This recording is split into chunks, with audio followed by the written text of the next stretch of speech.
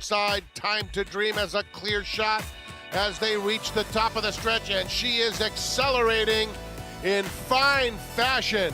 Here comes Time to Dream. What an athletic burst to the front. Opening up 3. Now it's 4. Time to Dream. She is ultra talented. Streaking home to win by 6-1 for Kendrick Carmouche. And final score, trying to sprint from Capital Partner, who's a length back with 1 furlong to go. Final score, digging in, has something left. Capital Partner all out, 2 lengths behind. Here's Johnny is on the rail. Final score is the real deal. Another sparkling performance. Romps in the with anticipation. There she goes. Tommy Joe sweeps on by, and Percy's Bar is starting to roll home on the outside, the half in 44-2. And Tommy Joe has built up a commanding 5-length lead. Percy's Bar is doing her best, but it's all about Tommy Joe, who has a first-class ticket to the Breeders' Cup Juvenile Fillies. Tommy Joe rocks in the spinaway. Ted Nafi in hand inhales Soldier and Diplomat as Butane takes up the chase on the outside, and in between Curtain Call's running a big race. 1 furlong left. Ted Nafi with a 2-length lead. Curtain Call trying his best, but is no match for Ted Nafi. Ted Nafi in those legendary colors wins the Spendthrift Farm Hopeful by 8. A brilliant stretch. Highland Falls on the outside. Barrio, Sierra Leone angles to the center of the racetrack, has 7 lengths to make up on Phileas Fogg as Antiquarian has taken up the chase. Phileas Fogg a length and a half. Antiquarian, Sierra Leone 5 lengths back. It's either Phileas Fogg or Antiquarian, or Sierra Leone coming late. Antiquarian, Sierra Leone, Antiquarian has won the Jockey Club Gold Cup under John Velasquez. And they're into the stretch to the Pacific Classic, and Fierceness is in front. He's got a 2-length lead, and Journalism has a furlong to run him down.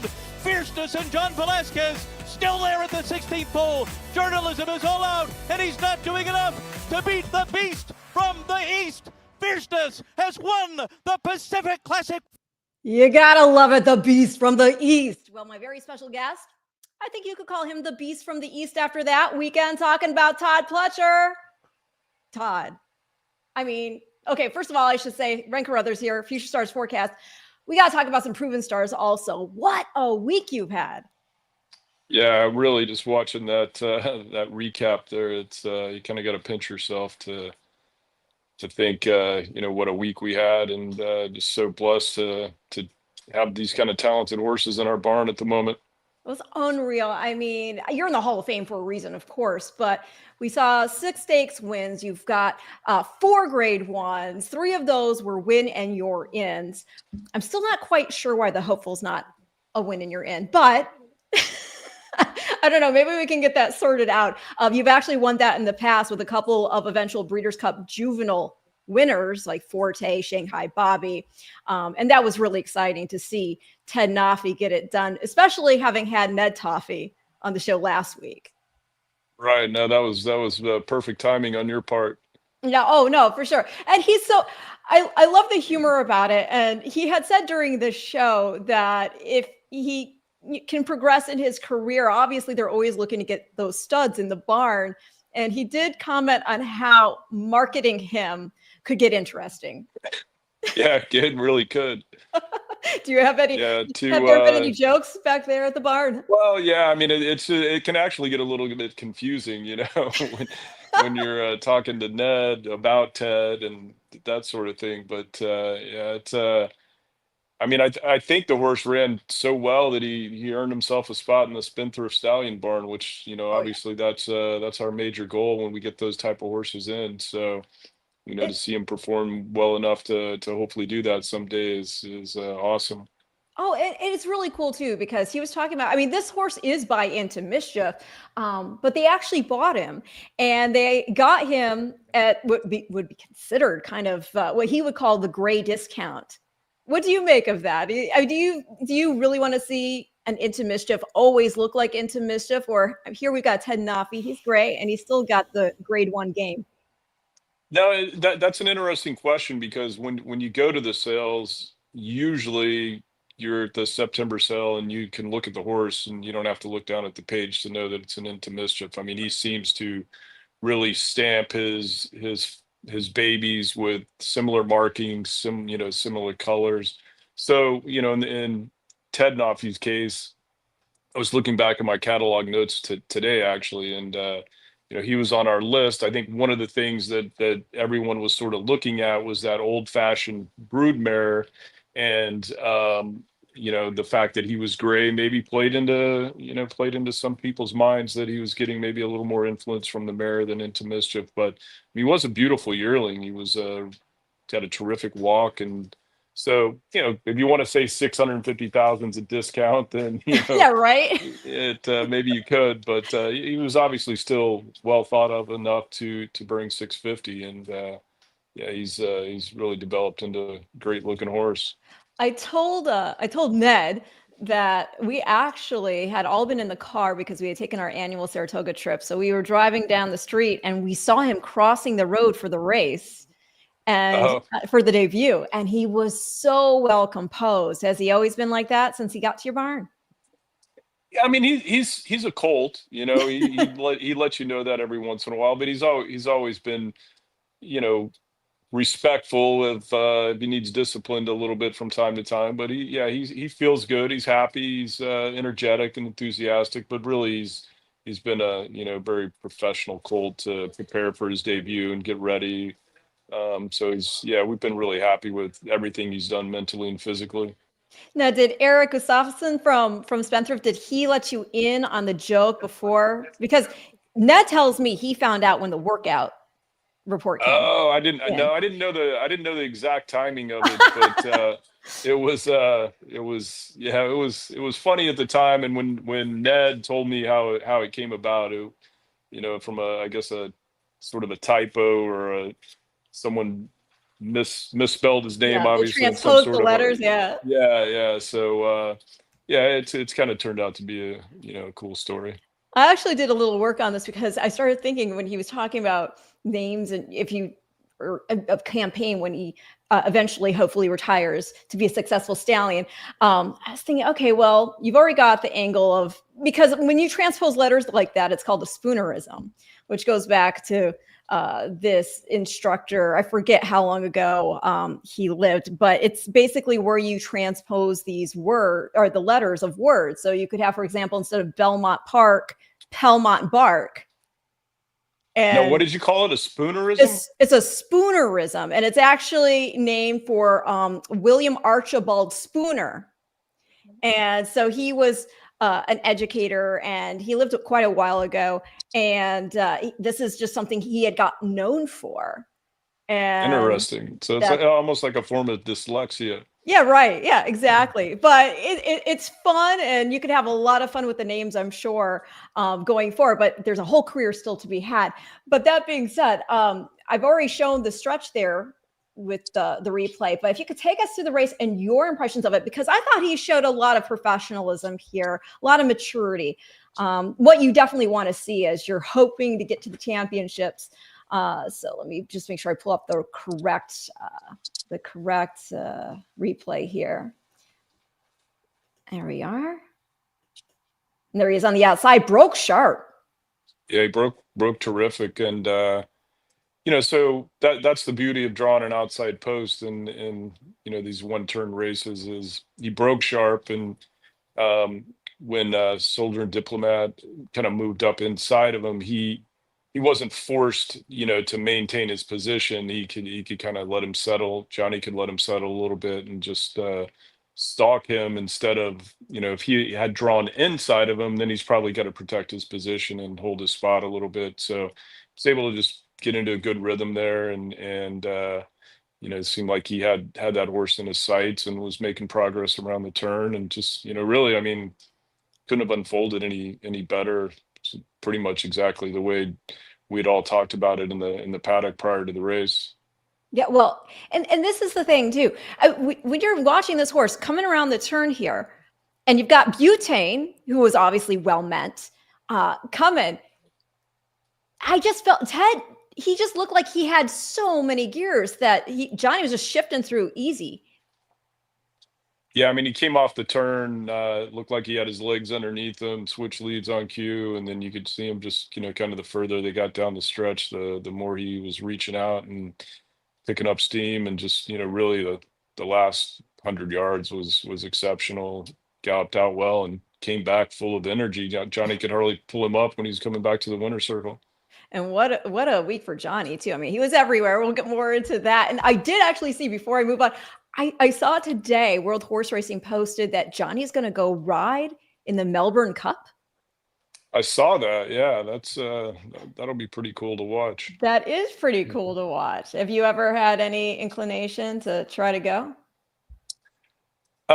We actually did kick it around a little bit from time to time, but I mean, it's got to be a serious undertaking to literally go down under. Yes. But yeah, no, it'll be interesting. The horse that he rides there, I guess, has kind of found his specialty. I guess coming up. What did he win the Birdstone last time? Going a mile and 3/4, I think. And, Oh, right. Well, see, I didn't even see who he's going with. So you're breaking news for me here. Nah.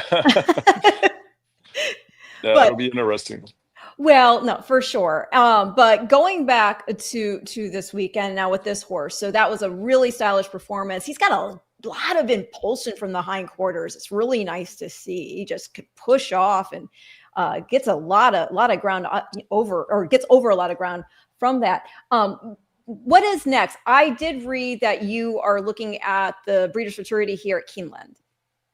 Yeah, we briefly spoke about it, Ned and I, and he'll talk to Eric and we'll firm up the plan. But right now, I think the Breeders' Futurity makes sense. It's good timing, and I love it because I'll be there.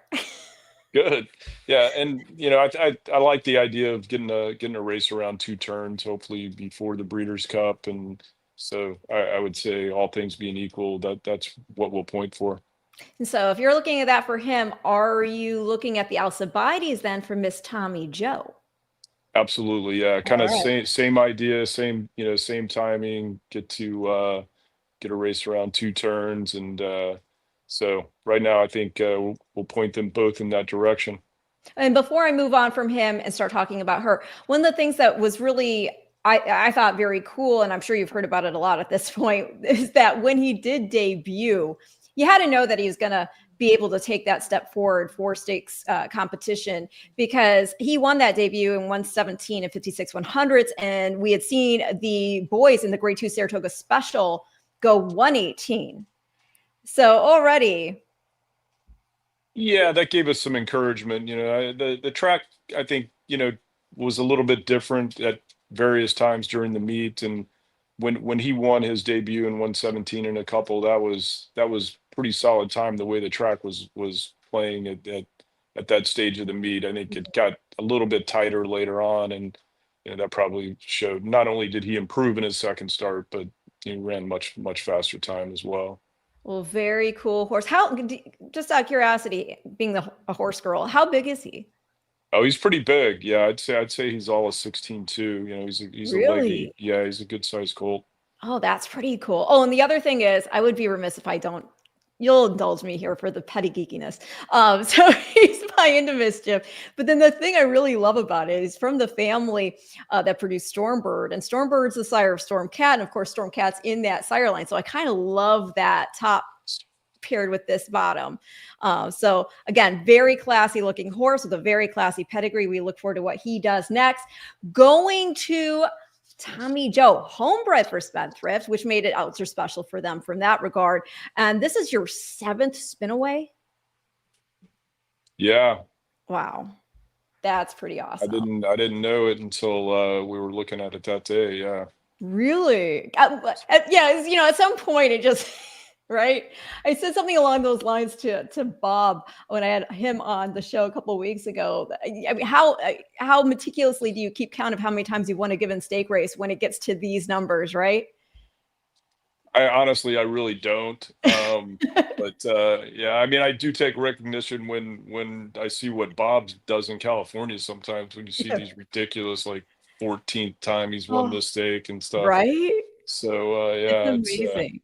Well, I can go through here. I mean, you've won a Circle of Life, a Shadow, who would go on to win the Distaff, a Do, Our Heat Lightning, Rachel's Valentina, Sweet Loretta in a Dead Heat, and then here's Tommy Joe. right. And the one thing that we have not been able to do though is win the Breeders' Cup Juvenile Fillies. So Well, there's we've always a we've first. won quite a few of the other Breeders' Cup races, but that's one that's missing on the resume. So Well, where do you we're think? hoping maybe this will be the year. Well, yeah, where do you think she fits? Here we go. I've got the replay queued up. This is such a dominant performance. Yeah, this filly is really been exceptional all along, and um, Johnny had won on her in her maiden, but he was in California this Yeah, day to ride Fierceness. for So good reason. Yeah. yeah, and Kendrick's riding terrific. The only thing I wanted to caution him about was, when you press the go pedal on her, she's gonna go in a hurry, and runs the turns really well in her debut. She just was gobbling up horses in the first turn. So that was just the one thing I wanted to make sure Kendrick was aware that he's sitting on a keg of dynamite here. So be careful you don't go too soon. But you can see that. You can see her targeting that pair in front of her. Like she really wants to go get Yeah, them. she's just motoring up to him and doing it with such ease. Yeah, we were, we were hopeful that there was this type of performance in there. She certainly was very impressive in her debut, and her breezes after the debut were even better. So yeah, we were sort of anxious about this one just because we felt like she had such a good chance. Well, she's a big, beautiful daughter into mischief. She's at a Mother Mother by Pioneer of the Nile. Mother Mother, stakes winner, and at that, she's also graded stakes placed. She was second in the Del Mar debutante. So mom could get over the track. Always encouraging. Mom also a half sister to Commanding Curve, who was second in the Kentucky Derby. So stretching out, and going to Del Mar, hopefully. I think that this all looks very encouraging, but I know that we still have to get that next race in. How do you balance that out? I know it's the older horses you're talking about, just training them up until the Breeders' Cup. Of the youngsters, we still have these preps coming up. We talk about the Alcibiades. How do you get her ready and happy? I mean, it's this 2-year-old filly. Yeah, I mean, I think we look at a very similar program to what we did after her debut. We worked her twice leading up to the spin away. Um, haven't decided if I'm going to breeze her 2 or 3 times before the Alcibiades, but at this point, it's just kind of trying to keep her where she is, and maintain the fitness level and the sharpness that she has, and so knock on wood, it's nothing too fancy, nothing too tricky, just trying to keep her happy and healthy. All right, that sounds good. Now, let's talk about aptly named Time to Dream. This is one of the Repole babies here, and she won the PG Johnson there on the turf. I'm going to pull this up for her. This was, let's see here. Yeah, this was on the 27th. And let me make this screen bigger. She is in the 2-hole. And so tell us about Time to Dream, if you would. Just sweetheart of a filly, came into us. She was actually one of the earlier 2-year-olds to come in. Came into Palm Beach Downs, and trained very forwardly, very professionally. We thought her dirt works were good, but they weren't extra special. And we did work her once on the turf, in the Oklahoma turf course during the summer, and we thought she really took to it. So we were, scheduling her debut to be on the turf, and She ran really well that day, kind of got in a little bit of trouble around the far turn just as she was making a move, and made a couple of different moves during the race, which is always impressive for any horse, Yeah. even a seasoned horse to do that. So for a first timer, then she just had that big turn of foot, and so that was Jose Ortiz rode her that day, and he got to know her a little bit because he'd worked her a few times, and Jose was going to Kentucky Down, so Irad picked up the mount, and I was kidding with him after the race because I told him before the race, I said, just ride her like a good horse. I think she is, and let her settle and make a run. And he kind of got shuffled back down the backside, kind of from decent position to all the way to last. And so I said, did you intend to do that? And he said, well, you told me to ride her like a good horse, so that's what I did. And yeah, but no, she delivered another big turn of foot here and just kicked on nicely. And I love the way that she was so composed before the race and great in the paddock, and just sometimes that second start you'll see a little personality change in them. And but the great thing about her and Tommy Joe both is that they took those debuts in stride, and were very professional in their next start. Oh, that's nice. I can say personally, I mean, not the, I mean, I'm sure every horse has their good day, bad day, personality wise, how they're feeling, whatnot. But anytime I've ever been to Pletcher Barn, everybody's so cuddly, except Life is Good. He's friendly, but not cuddly. You don't want, yeah. But not mean by any stretch. Just, he was studdish. But Malathot was super sweet.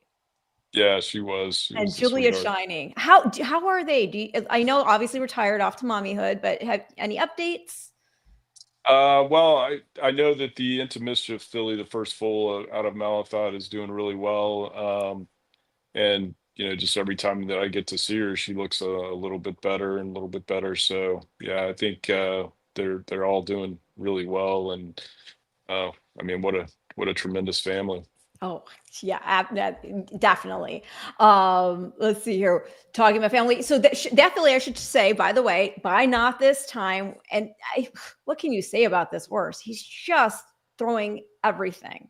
You can have dirt, you can have turf, you can have long, you can have short. This filly is out of Wild Silk by Street Sense, and then the second dam Spun Silk by AP Indy. This is actually one of those really deep, rich pedigrees that includes a lot of really good horses like Fed Biz and Tail the Cat. Tail the Cat picked out by Ed Rosen, or at least he was part of that. That's right. He's part of Team Repole. I love Ed. So any chance I get, I got to give him a shout out. And also in the family is Johannesburg, who, if you don't know out there, everybody watching, Johannesburg was champion 2-year-old here and over there overseas across the pond because he was undefeated as a 2-year-old, did all that turf racing over there. Then they put him gamely in the Breeders' Cup Juvenile and he won on dirt. So very, very solid pedigree here. And it's awesome that she is a stakes winner because she is now set. Looking at the next one, which is Final Score, also a progeny of Not This Time, right? Indeed. Yeah, I mean, like you said, I mean, what a phenomenal stallion he's turning out to be, and so versatile. To have a horse like Next, who is a divisional leader in the marathon type dirt races, and then have sprinters on both surfaces. Obviously, as you see here, Colts and fillies, and really just seems like there's nothing he can't do. It's remarkable. And so, yeah, this is Final Score 9-1, by the way. Mike must have been happy because I got to think he put something down. But yeah, 9-1, winning the With Anticipation here. Yeah, I think the 9-1 was maybe because in his win, his second start, his first race was off the turf, which he actually ran decently and finished second. But when he won his maiden on the turf, he just kind of inherited or made a really easy lead, and Irad was on him that day and was just able to kind of slow the fractions down. And I think because of that, because the pace was so slow, the figures didn't really support the race that it actually was, because even though they went early. He did finish very well, which, you know, I guess you're supposed to do when you go slow early. But we felt like he could still, you know, set a decent pace and finish, and that's what he was able to do here. Oh, he sure did. He's going to draw off here to a 4.5 length score. What figures do you prefer out of curiosity? I know there's so many these days, it seems like, well, not these days, they've been around, but they're talked about more, I feel, you know, between buyers, you've got your rags, your thoroughgraphs, and then there are even other figures that have come into the picture. Yeah, I think like everyone else, I like to look at a lot of figures. We get weekly figures on all of our starters from Thoroughgraph and follow those. I also subscribe to Thorough Manager. I like the fact that you can get those numbers pretty quickly, and of course, you know, the buyer figures come out right away as well. But you usually look at Thoroughgraph and Thorough Manager the most. Oh, that's very interesting to know. And it's not the first time I mean, I've always been a buyer's girl, like you know, growing up, and you know, crack open the forum, they're right there. But no, I mean, these others have become more prevalent, I feel. Yeah, I don't know if As you've time's used gone on. Thorough Manager very much, but it's probably something that would be right up your alley, because you can start clicking on pedigrees and go down all I kinds of love rabbit it. holes if you want to. Yeah. Hey, I am down for that. I will check that out, and they might have to come pull me out. But you know, instead of a carrot, maybe a piece of carrot cake, just drop it down the hole, and I think I'll sniff it out and get back into the There you real go. world. Oh my gosh! But final score.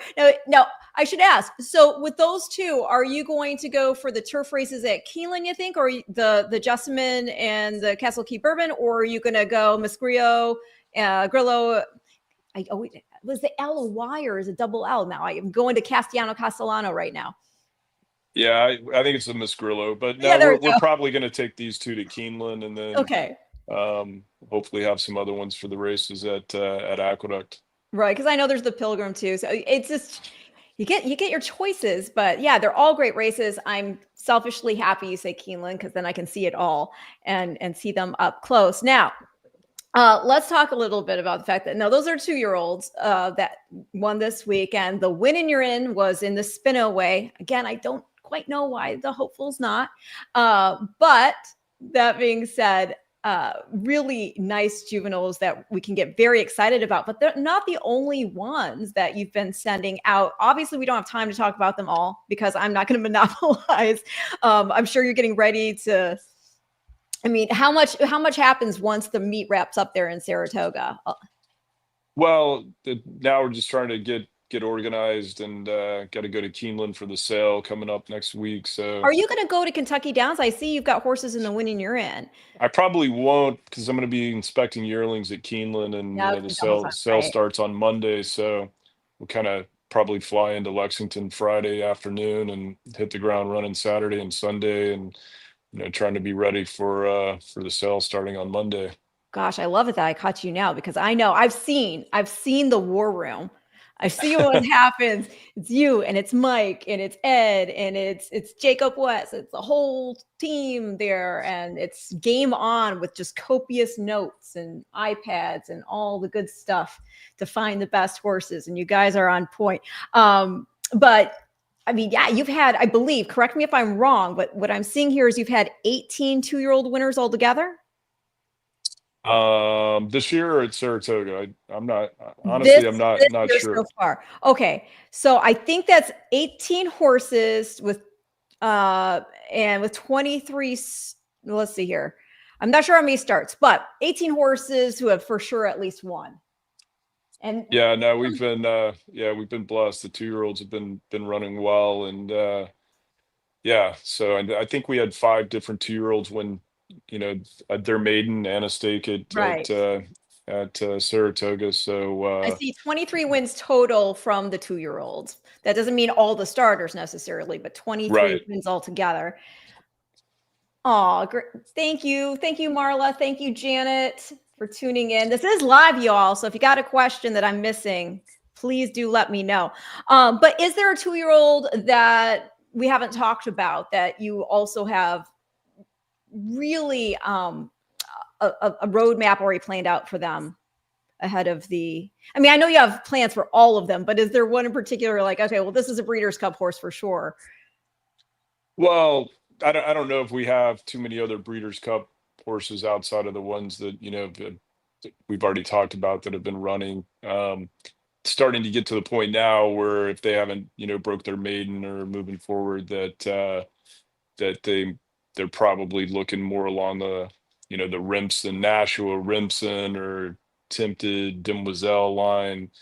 If if they're breaking their maidens a little later. I do like a filly that won this weekend named Lovely Christina, Vacoma filly, that I Yes. think we were running back a little bit quickly, but I thought if we could get a good race out of her, it might set her up possibly for a race like the Frizette. So she would still be in the mix after breaking her maiden this weekend. Very nice. Yeah, Johnny's been up for her both times. She was second on debut and then just won on the 31st there by a length and 3/4, going the 6 furlongs at Saratoga. And that meet is always so special. I mean, I don't know. There's something about it. There's something about those barns. I mean, that office, it was so fun, doing an interview with you and Mike. I didn't know Mike was going to be there. So yeah, you were doing an interview with Mike once that happened. I know. Well, no, it was funny. He ended up being the mic holder. Or no, you were the mic holder. Oh, that's right. Oh my gosh. How did we do that to you? I'm sorry. I'm sorry. What is that like though? I do have to ask. I mean, I adore Mike. I adore Mike. He's a big personality, as we know. You may have heard about that. But I mean, like, what is it? By comparison, you're so reserved. And he's just out here loving this, loving that opinion. I think it's fun. But it's a relationship that has been successful and endearing for, I don't even know how long for you guys now. How did you guys meet? Well, actually, he called me about possibly training some horses. I think this was it was either 2008 or 2009, and we just had a conversation, and then not too long. That was maybe during the winter when we were down in Florida, and then in the spring we kind of started picking up some horses. Met for dinner one night, and just yeah, I mean, like you said, I think two very different personalities, but we hit it off pretty well. Yeah, yeah, and I'm sure that dinner probably, well, I shouldn't say sure. I'm 99% sure it involves steak. I would think. It did, yeah. It was a steakhouse near his place in Mutton Town, and so yeah. I love it. And I mean, of course, you guys had pretty much immediate success, or quick anyway, off the bat with Uncle Mo to have a champion together.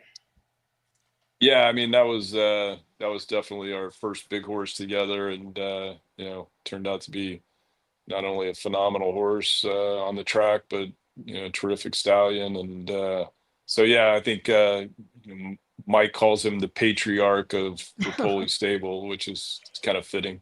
Well, I always joke that you're the Todd father, though.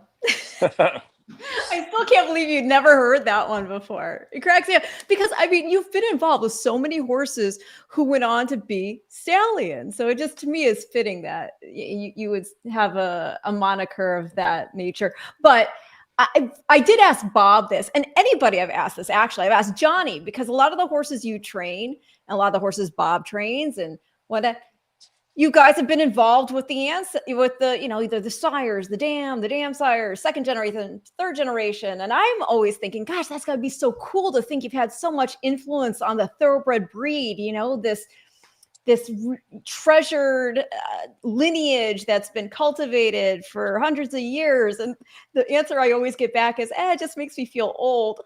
Yeah, true. Right? No, when you start talking about, winning spin away 7 times or things like that, it does kind of puts in perspective how many years you've been doing it.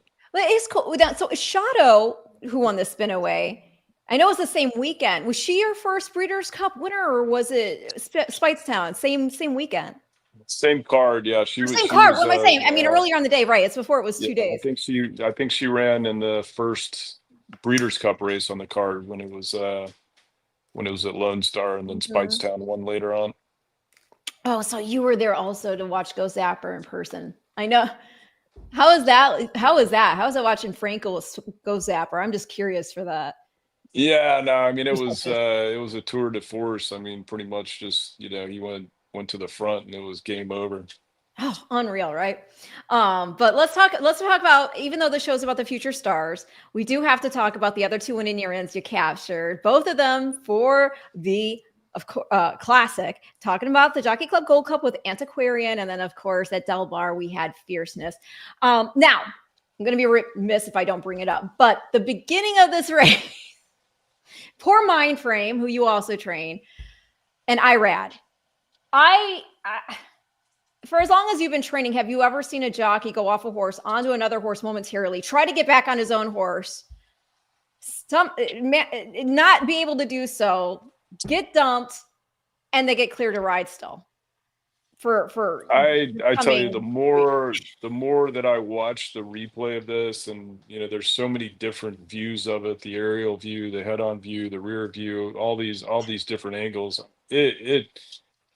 When I was watching it live, I couldn't tell what happened. My first thought was that he'd lost an iron and lost his balance. But, like you said, to see that he got hit so hard that he lost his balance, that he was on top of White Abarrio, I know. and Edgar Zayas was really almost all the way off to the side of White Abarrio, and Edgar told Irad the only thing that kept him on was Irad pulling him back on. But then you can see Irad actually try to reach his foot out to try to get back on Mind Frame. It just, I mean, unreal that, first of all, that he was able to even attempt any of that. And, it was just, it was crazy to watch. It was scary to watch. And, obviously my biggest concern once he got loose was just, what he was going to do. So many times you see horses, they get loose and they get scared and they just run mad, wild. And fortunately he just sort of settled into a rhythm. And my biggest concern was, as they were going around the far turn, when they near the quarter pole, that's the gap that we usually go on and off with when he trains every day. So usually a loose horse is going to look for their way home. And so I was really, really nervous about what could happen at the quarter pole if he decided that he wanted to exit that gap where he normally goes off. So really, I was spending as much time watching him as I was Antiquarian. But once he cleared that quarter pole gap and was safe, and I could see the outriders had were in position to catch him, then I could kind of turn my attention to watching the last eighth of a mile of the race. But yeah, it was kind of a scary couple minutes there, and not only for Mind Frame, but initially with Irad, when he wasn't moving, I had that thought, Right. geez, if he has an injury and they can't move him, they could have to potentially stop the race at some point. So there's a lot to unpack there.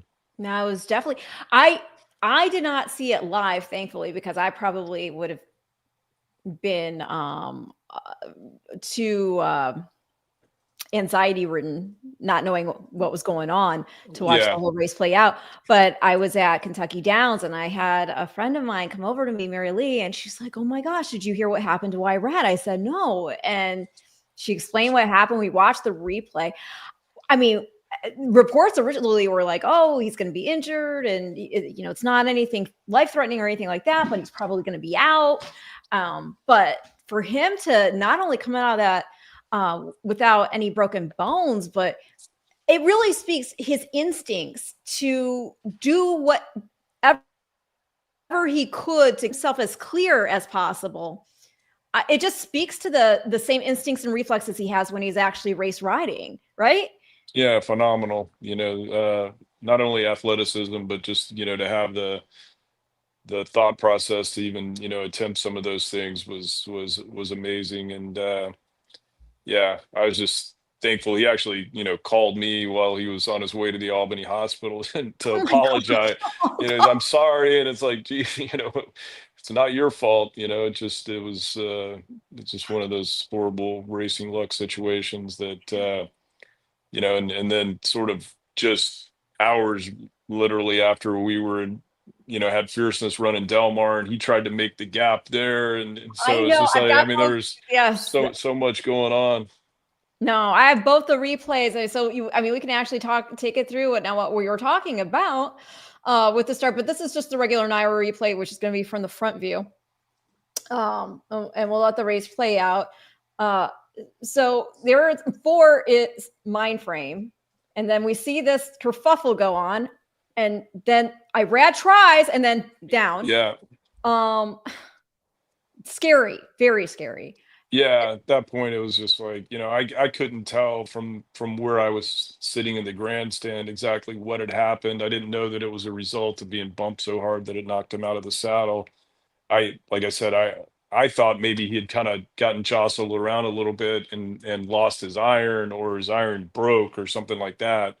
But couldn't really tell, and so now at this point we're just kind of holding our breath, hoping Irad's okay, and the paramedics were there right away, and then seeing if they were going to be able to move him, and so thinking about that, and then trying to keep my eye on what Mind Frame was doing, and where Antiquarian was.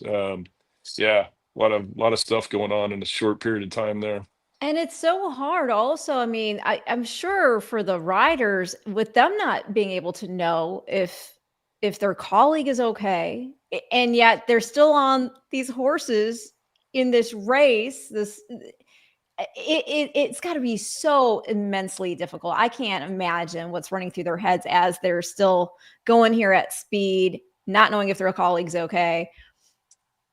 Yeah, I mean, I think they've got to try to block out a lot of stuff, and Yeah. just focus on trying to ride their horse, but yeah, I don't, you wouldn't even know really for sure. Like, some of the guys that were maybe towards the back saw some of it happen, Yeah. or Flavian obviously did, but some of the other guys are ahead, and maybe they've seen the loose horse, but they don't know really what happened or exactly what's going on. So to maintain focus through all that's Well, why they're as good as they are. I mean, they had, I guess, know that everything, as far as like you said, there was a point where you could have maybe held your breath that maybe the race was going to be called off. Right. No, that was my concern. Yeah.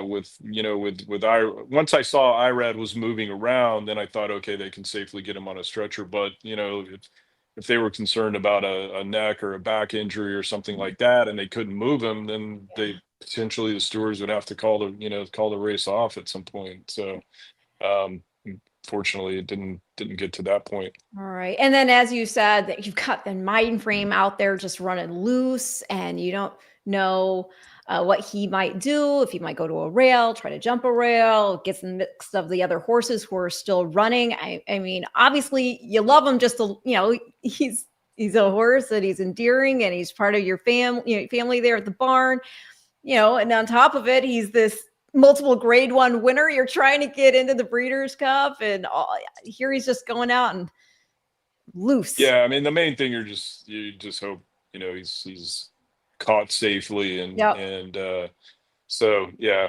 until that happened, then it was kind of hard to watch much else of the race. But the other thing that I feel a little bit badly about is that I don't think Antiquarian's getting the attention and you should get some kudos love, that he should. He ran a great race, and it's not, and he was knocking at the door. This horse has been right there. I mean, what was he denied ahead in the Suburban? Yeah, it just came up ahead short in the Suburban. It was right there with Mystic Dan in the Blame, just missed there. So he's shown signs that he was getting better and better and improving, and a really good horse. Like Centennial Farm, he's got to be very near and dear to them. I mean, he's by Preservationist, right?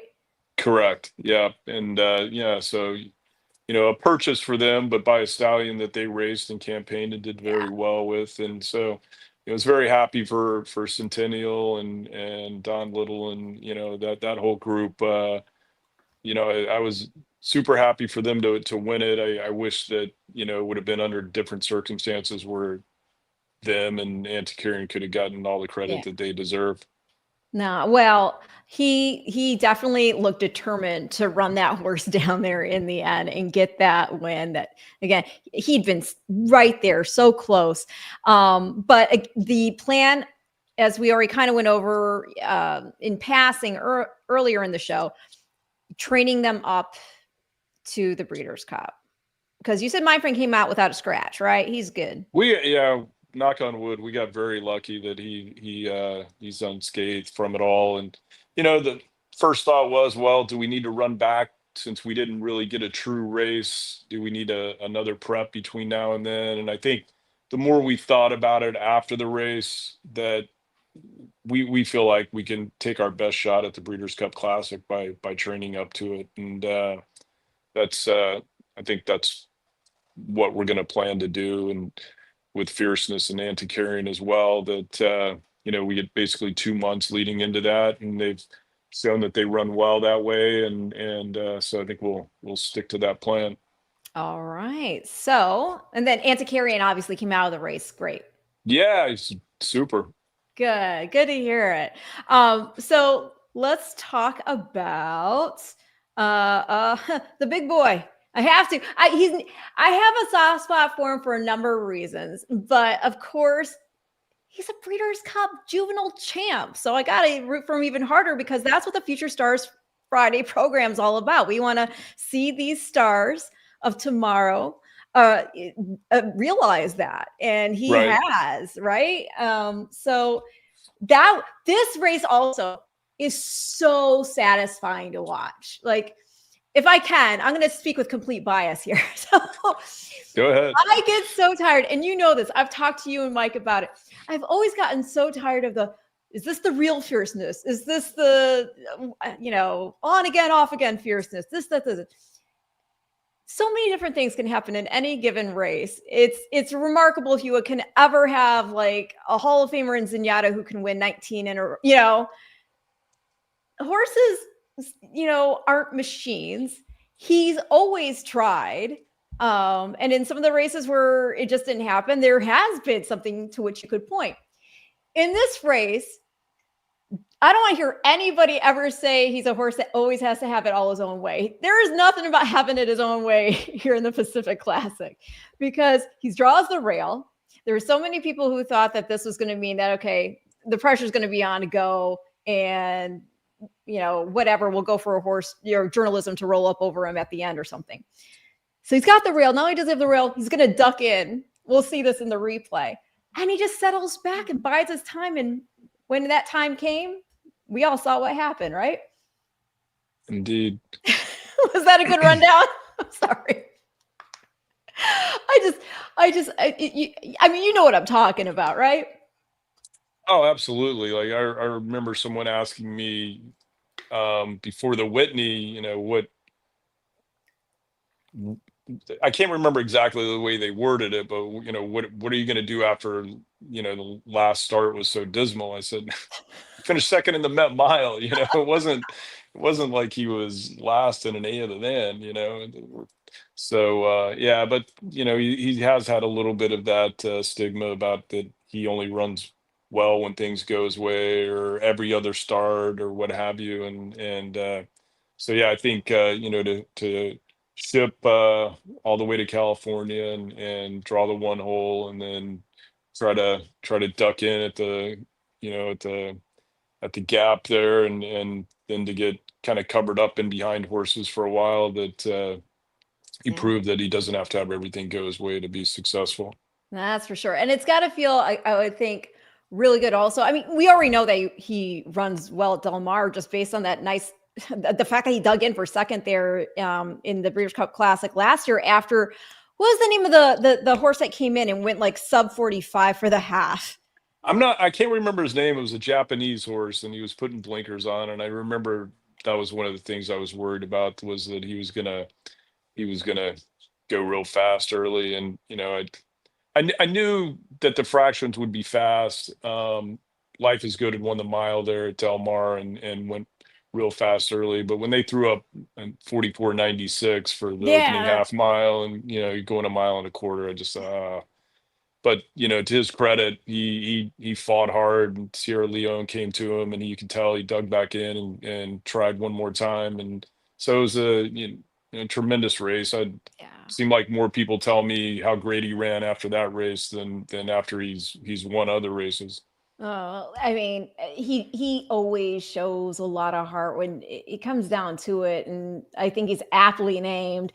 Here is the Pacific Classic. I will tell you, we were. Have you actually? Okay, have you been to Irons? It's the steakhouse that's in the it's in the casino there at Kentucky Downs. I have not. Okay, so we're all in there though because it's after the races. Right. That card. So we're in there. You've got racing industry people, owners, trainers, etc., handicappers, and we're all watching the Pacific Classic, and we all see Fierceness duck into the gap, and you can hear everybody audibly gasp. Oh yeah. It was like, but when he came rolling in the stretch, still like once he had taken over. And it was clear that journalism wasn't making up any ground on him. Like the cheers in the restaurant for Fierceness, it was really cool to see. I mean, journalism's an awesome horse too. I mean, what a great 3-year-old he is. But to see Fierceness overcome what he had, I think so many people for the start of that race, people really appreciated to see the guts he displayed in stretch to go on with it and win decisively. Yeah, no, I got the same messages. Oh, well, here he is, the one hole, y'all. And you were watching this with Mike, right?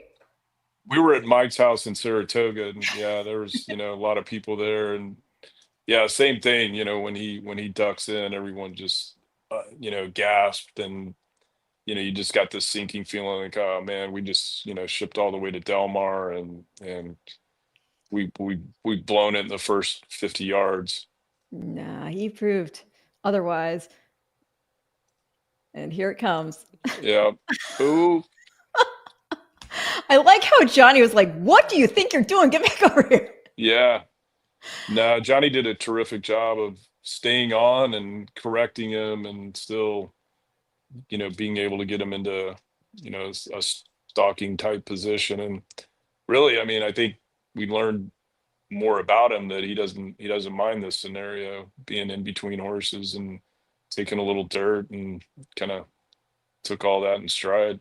Wow. And speaking of dirt, did you see, I think it was Alex Evers who posted some photos of journalism and Umberto Rispoli and the kickback, just basically enveloping them. Yeah, I saw that one where you could see it like basically just shifting His Rispoli's goggles. Yeah.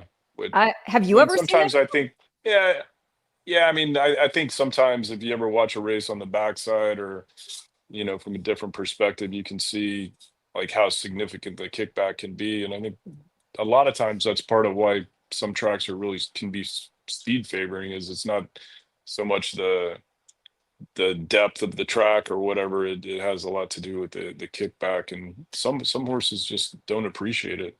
No, right? But your boy here doesn't have to worry about any of it. He's No, he made a decisive move. He was, kind of taking him forward down the backside, and he was able to split horses there. And Johnny made that decisive move at kind of like the half-mile pull, and blew the race wide open at that point.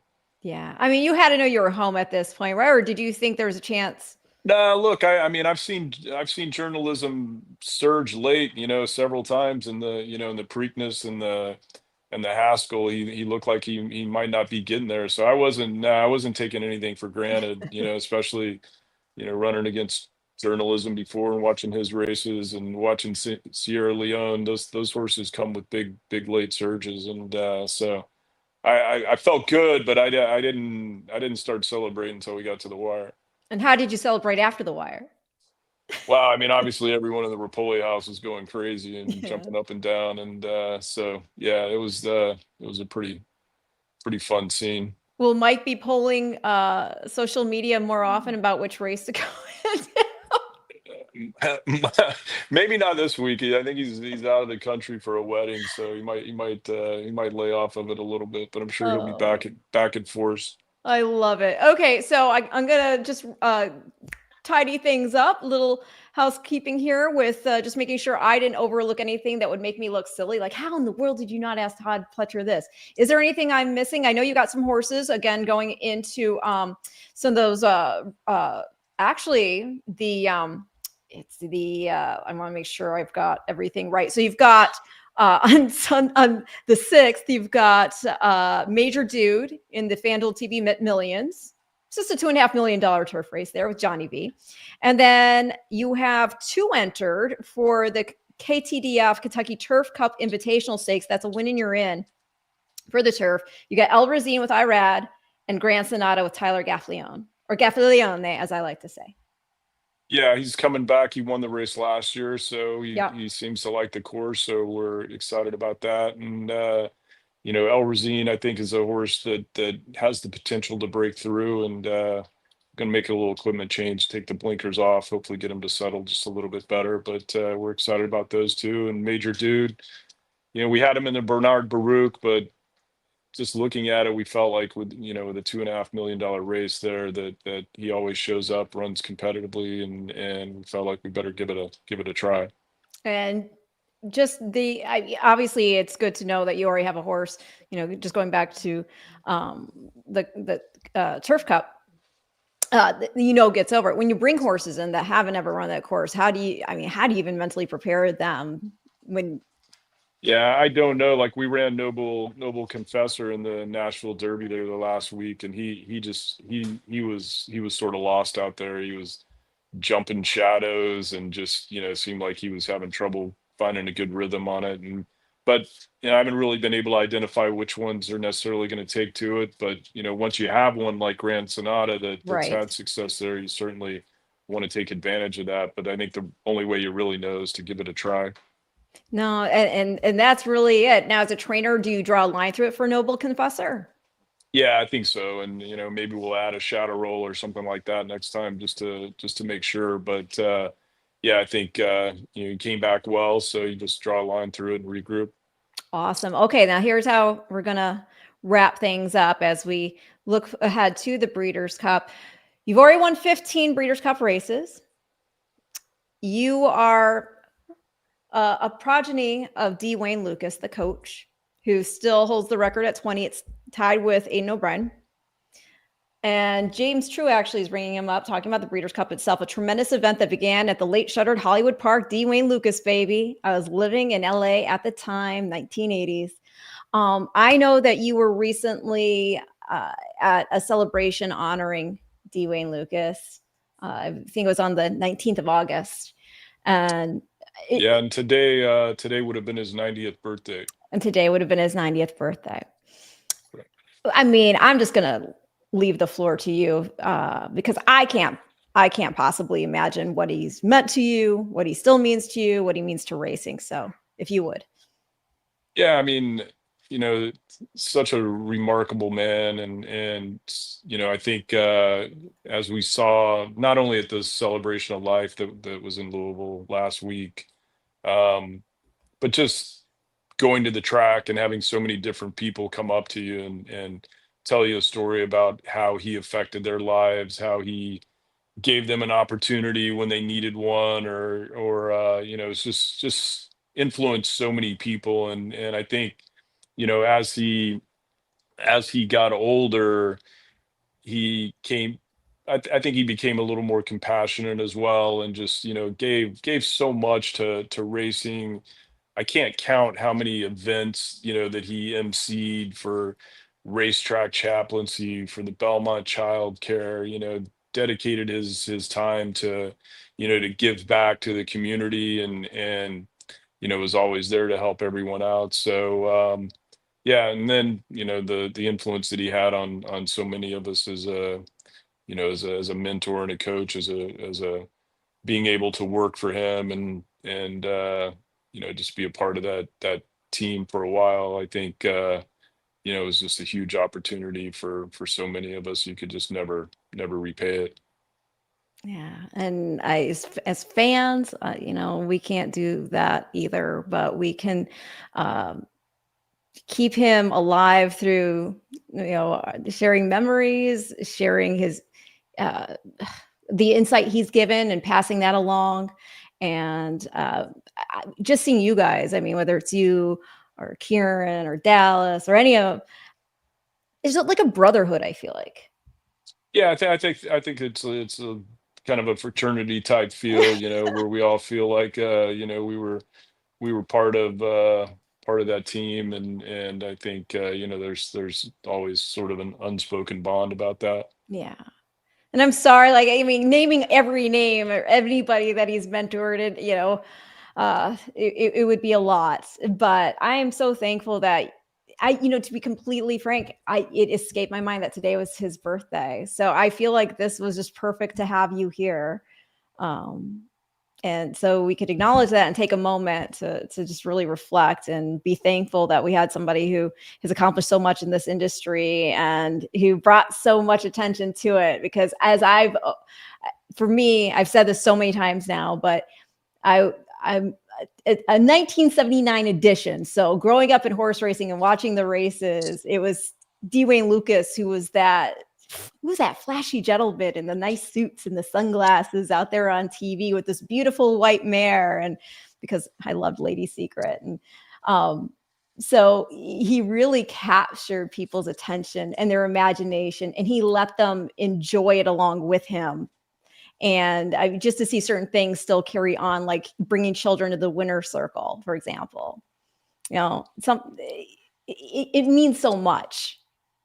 Yeah, definitely. How many fans he recruited just by bringing, some young people into the winner circle with him, and little things like that are contagious, and you can't even quantify how that helps the sport grow.